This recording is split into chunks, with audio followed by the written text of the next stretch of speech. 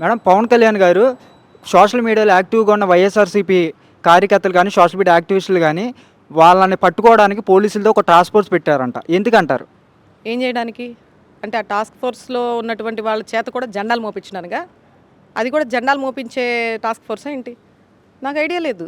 అంటే ఆయన ఏ విధంగా మరి టాస్క్ ఫోర్స్ పెట్టాలంటే మీరు సోషల్ మీడియాలో ఎవరైతే ప్రశ్నిస్తారో వాళ్ళపైన కేసులు పెట్టాలి, వాళ్ళపైన నిఘా పెట్టాలన్న ఉద్దేశంతో పెట్టిస్తున్నారా? మరి ఆ రోజు అధికారంలో లేనప్పుడు పవన్ కళ్యాణ్ గారు పేటరేగిపోయారు కదా! చాలా రెచ్చిపోయి మాట్లాడేసి వైసీపీ నా కొడకల్లారా చెప్పుతో కొడతాను, అటు తిప్పి, ఇటు తిప్పి కొడతాను, తొక్కుపెట్టి నారదీస్తాను అని చెప్పేసి నోటికొచ్చినట్టు అసలు ఒక పిచ్చి కుక్క గరిచినట్టుగా రెచ్చిపోయి మాట్లాడారు కదా!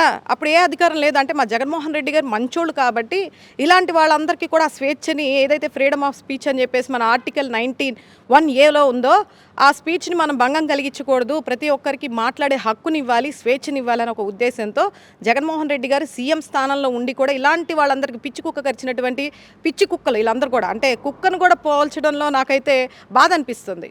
వాటికన్నా విశ్వాసం ఉంటుంది. అంత దారుణంగా రెచ్చిపోయి మాట్లాడేసి ఒక సీఎంని కానీ, ఒక మంత్రుల్ని కానీ ఏది పడితే అది చెప్పుతో కొట్టి చెప్పు తీసుకొని కొడతాను, తొక్కుపెట్టి నార తీస్తాను, వైసీపీ నా కొడకల్లారా అని చెప్పేసి అంత విచ్చలవిడితనంగా మాట్లాడారు కదా!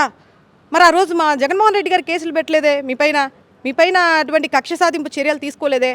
ఈరోజు మిమ్మల్ని మీరు చేసేటటువంటి అవినీతిని, దుర్మార్గాన్ని, మీరు చేసేటటువంటి ఏదైతే అక్రమ అరెస్టులు ఉంటాయో లేదంటే మహిళలపైన జరిగేటటువంటి దాడుల గురించి ప్రశ్నిస్తారో, మరి రాష్ట్రంలో లా అండ్ ఆర్డర్ ఉందా? మరి పవన్ కళ్యాణ్ గతంలో మీరు 33,000 మంది మహిళలు తప్పిపోయారని చెప్పేసి ప్రగల్భాలు పలికారు కదా! మరి వాళ్ళందరూ ఏమైపోయారు? మీరు అధికారంలోకి వచ్చారా? మరి వాళ్ళందరినీ వెనక్కి తీసుకొచ్చారా? లేదంటే సుగాలి ప్రీతి కేసుకి న్యాయం చేస్తానని చెప్పారు కదా, చేశారని ప్రశ్నిస్తే ఈరోజు వాళ్ళ మీద కేసులు పెట్టి మీ యొక్క తప్పుల్ని, మీ యొక్క దుర్మార్గాన్ని, మీ యొక్క అవినీతిని ఈరోజు ప్రశ్నించినందుకు ప్రతి ఒక్కరిని అరెస్ట్ చేస్తారా? దానికి మళ్ళీ టాస్క్ ఫోర్స్ అనే పేరు మళ్ళీ సిగ్గుండాలి కొంచెమన్నా. ఈరోజు ఈ రాష్ట్రంలో ఎంత దరిద్రంగా లా అండ్ ఆర్డర్ పనిచేస్తూ ఉందనేది ప్రతి ఒక్కరు చూస్తూనే ఉన్నారు. ఎంతమంది ఆడపిల్లలు బలైపోతున్నారు అనేది అందరూ చూస్తూనే ఉన్నారు. ఏ మాత్రం కూడా స్పందించకుండా మీరు అధికారంలోకి వచ్చిన దగ్గర నుంచి కూడా మౌనవ్రతాన్ని పాటిస్తూ నిమిషానికి ఒక మాట, పూటకు ఒక వేషం వేసుకుంటా ఏది పడితే అది మాట్లాడతా, సనాతన ధర్మం అంటా, కులాల మతాల మధ్య చిచ్చులు పెడతా, మీ ఇష్టం వచ్చినట్టు ఇష్టారాజ్యంగా ఈరోజు మీ చేతిలో అధికారం ఉంది కదా అని దుర్వినియోగం చేస్తా ప్రతి ఒక్కరిని అరెస్ట్ చేస్తూ ఉన్నారు.